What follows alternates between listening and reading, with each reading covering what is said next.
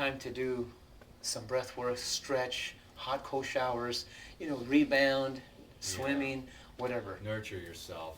Well, Nurture. now we get to work on the talk about everyone's favorite principle. Uh-huh. What's for dinner? Right. What's to eat? Yeah, exactly. Nutrition, cellular nutrition. This is kind of why probably a large portion of these people are here, because I am a little bit of a nutrition expert. I used to think I had a time in my life when I thought that 7-Eleven burgers and V8 was health food.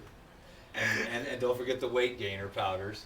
And then I evolved into filet mignon and then stir-fried vegetables, and I had the same thought many years later. This is truly the pinnacle of human nutrition, filet mignon and stir-fried vegetables. Right. Well, now, as I continue my education, I see that it goes much further than that.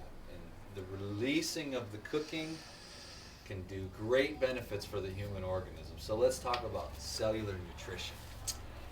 Raw foods, baby.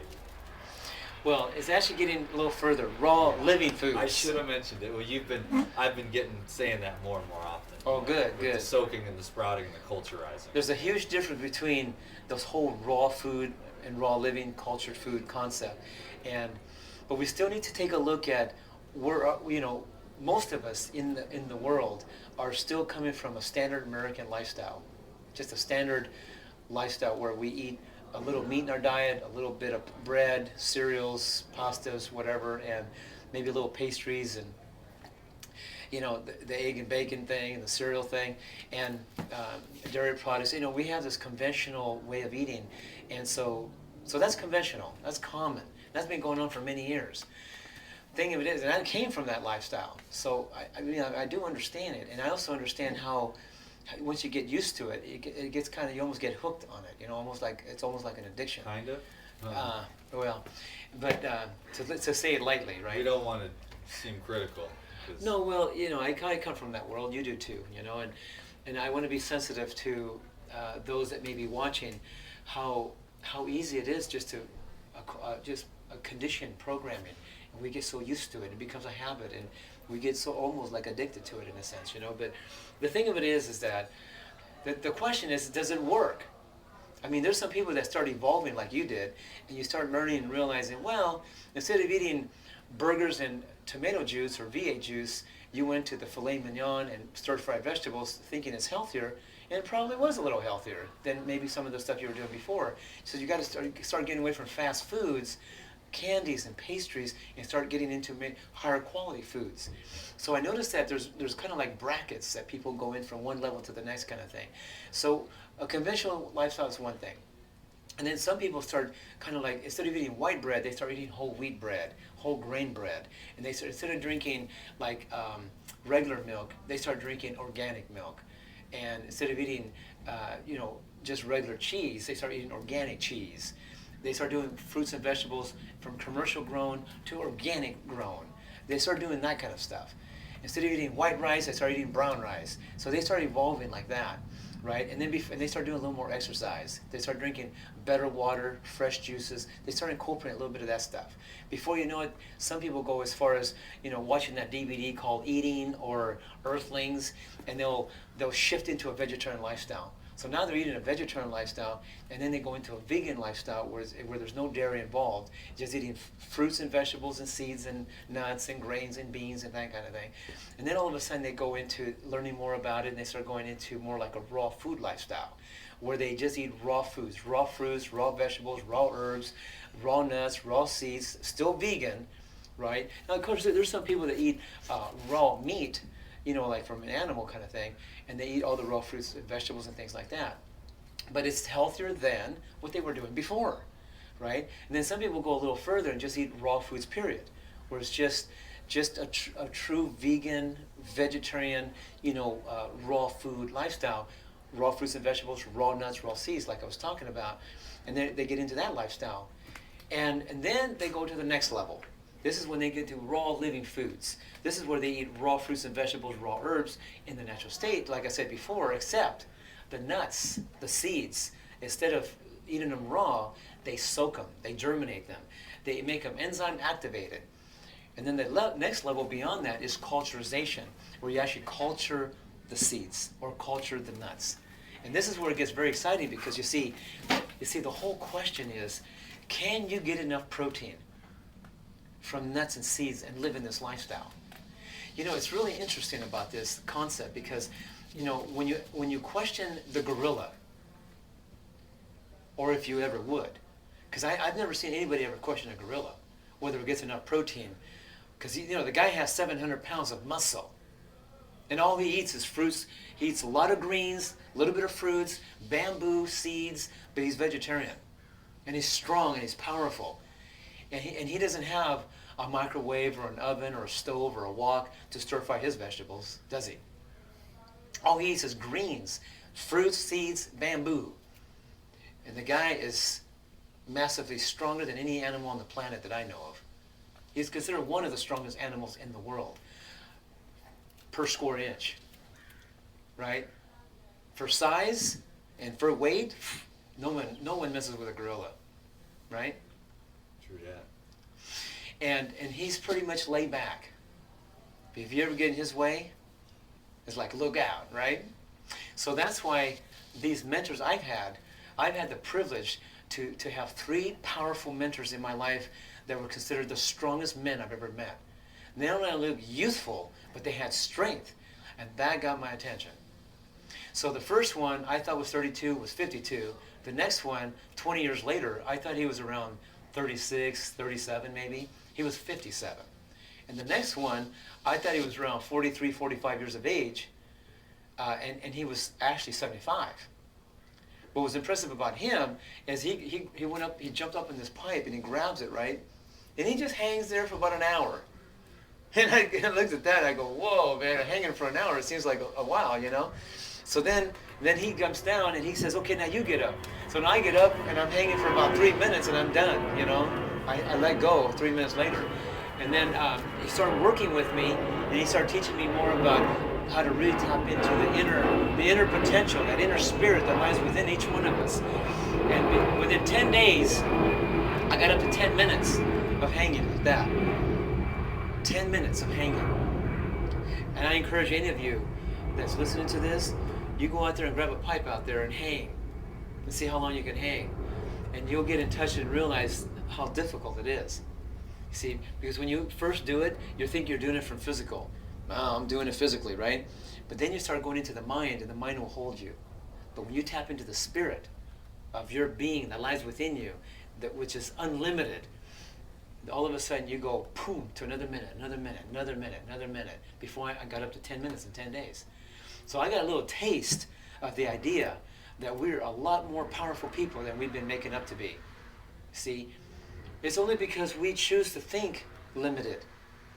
So we need to identify and be able to accept that we are truly unlimited beings. So that's how we begin to start evolving and becoming stronger, wiser, better people. And we can do greater, better things into our future because of that. Because when you start accepting it and acknowledging it and living inside of it and thinking it, feeling it, knowing it, like that, you can branch off into going to next levels and next levels and next levels like that. Does that make sense? Makes a lot of sense. So that's why from now on, every time you eat food, you just need to know that our fresh foods have energy in it. But as soon as you cook it, 105 degrees, the enzymes, the energy in that food is starting to die off. As soon as it hits 118, 119, the life energy is gone. And if you eat food that's cooked, anything over 119 degrees especially, and the life energy is gone, and you take it into your body, you're going to have to use more of your energy, your enzymes, to digest that food more than you remanufacture, which will cause you to deplete yourself of the life force, the enzymes in your body. So if you want to learn a little bit more, study Dr. Edward Howe's work. He's a medical doctor, he's a scientist. His name is Dr. Edward Howe. He's like the granddaddy in enzyme research. So when a guy goes all over the world studying the longest living people in the world, like my mentor did, but this scientist, what was different about him is he actually went deeper to find out what was really going on. So when he discovered that the longest living people in the world that live 120 years plus, they eat raw living foods, cultured foods. They eat enzyme activated foods. They eat plenty of greens, fresh, herbs fresh, in the natural state. They eat fruits. They eat seeds and nuts, but they soak them and they germinate them. And they bust them up and they culturize them. They let it go through a fermentation process and get pre-digested. That's a big deal. When you learn how to do that and do it consistently, oh yeah, you're going to feel way better. You're going to cleanse up, heal up, feel better than you've ever felt. And you're going to become stronger than you've ever been. That's why we want to show that demonstration. When do you want to show it? I think we're going to show it right now, and I think I'm just going to mention to everybody that we are in fact going to share with you some of these culturized recipes, which I know you've been waiting for quite some time. I've been doing it every day myself. Again, like I said, I've probably put on about 5 pounds just by doing this. My workouts are way more powerful. I feel a lot more calm is one thing I've noticed.